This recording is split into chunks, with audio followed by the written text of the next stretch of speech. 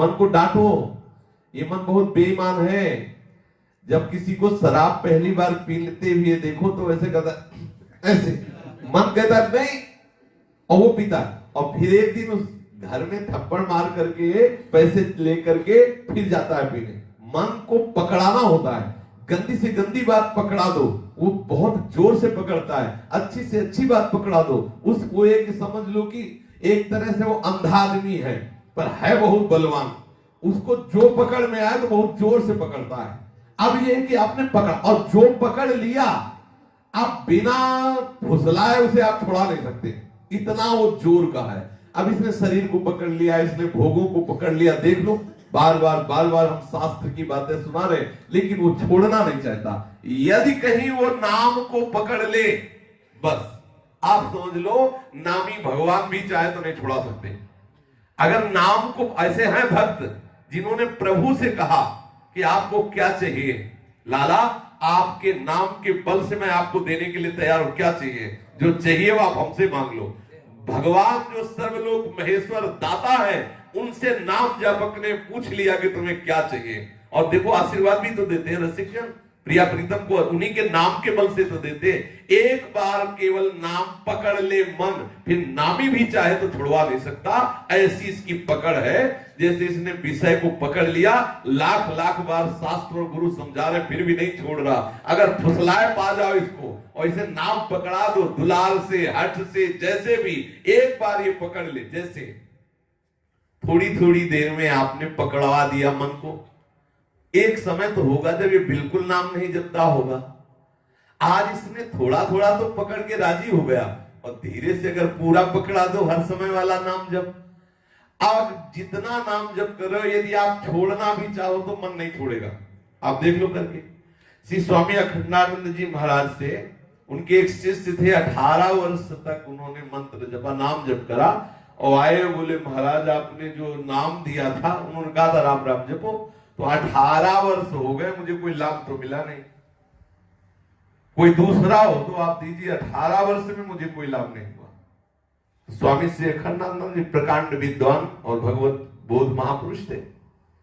तो उन्होंने कहा कि अच्छा भैया एक बात करो, जो 18 वर्ष से नाम ने तुम्हें कोई लाभ नहीं दिया, 24 घंटे तुम्हें हमारी कसम है, तुम मुझे गुरु मानते हो, ऐसे नाम की याद भी ना आने पावे, 24 घंटे बाद तुम्हें दूसरा नाम दे देंगे।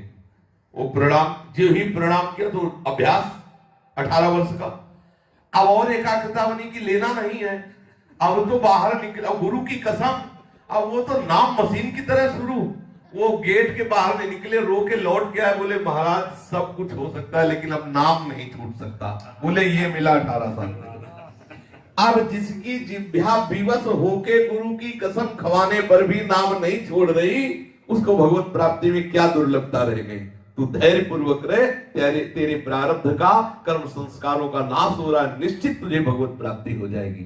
तो हम नाम को पकड़ा दे तो देखो इतना वो ईमानदार है कि जितना पकड़, सच्ची मानिए, जितना आपने पकड़ा दिया उतने पे आप भी छोड़ना चाहे तो आपको जलाना शुरू कर देगा।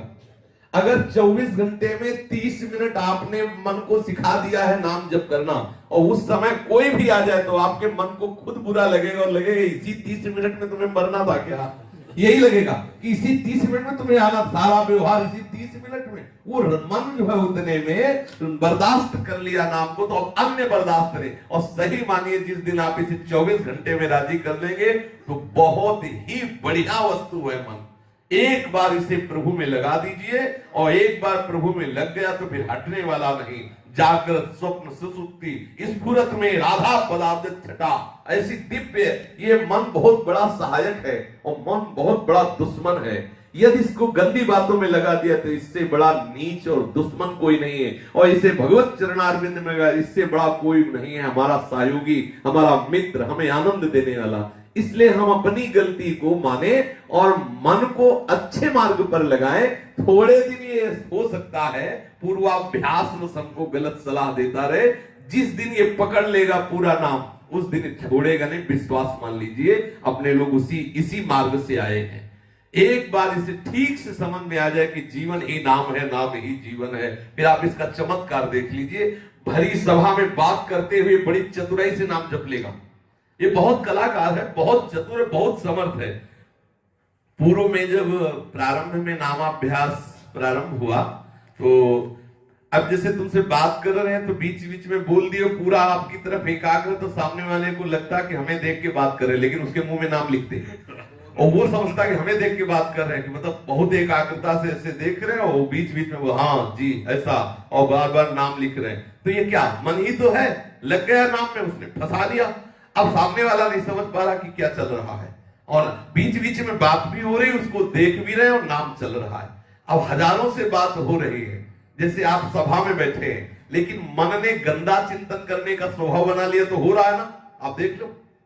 ऐसे ही यदि भगवत चिंतन करने का स्वभाव बना लिया तो वैश्यालय में बैठ जाओ तो भी वो वही करेगा, क्योंकि उसका स्वभाव बन गया भजन करने का। और अगर गंदा स्वभाव बन गया है तो आप चाहे जहां बैठ जाओ, वो अपने ही ताना बाना बुनेगा। देख लीजिए ठाकुर के सामने, बिहारी जी राधा वल्लभ जी के सामने खड़े होकर के भी ये वही ताना बाना बुनता। बहुत चतुर है, बहुत चतुर है। अगर भजन में लग गया तो गंदी से गंदी जगह में भी भगवदाकार वृत्ति कर देगा, और अगर बुरी आदत में लग गया तो बड़े बड़े महामहिमा में धामों में भी बुरे आचरण करवा देगा। बड़ा विचित्र देवता है, इसे फुसला लो, इसे डांट के दुलार के जैसे बने इसको सतमार्ग में लगा दो। यही जीवन का हमारे सबसे बड़ा धर्म है, यही जीवन का सबसे बड़ा कर्तव्य है कि हम अपने मन को फुसलाए पा जाए। मन को संभाल लिया तो सबसे बड़ा गुरु कौन, जिसने मन को चेला बना लिया? नहीं, चाहे जितने चेला हो, रहते सब मन के चेले ही है। मन को जिसने चेला बना लिया वही गुरु, वही महात्मा। जिसने मन को अधीन कर लिया वही सबसे बड़ा बलवान।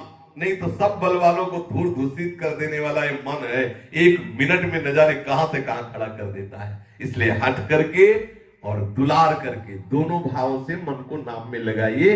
एक बार ये पकड़ लेगा तो कभी नहीं छोड़ेगा, इसका स्वभाव ऐसा है।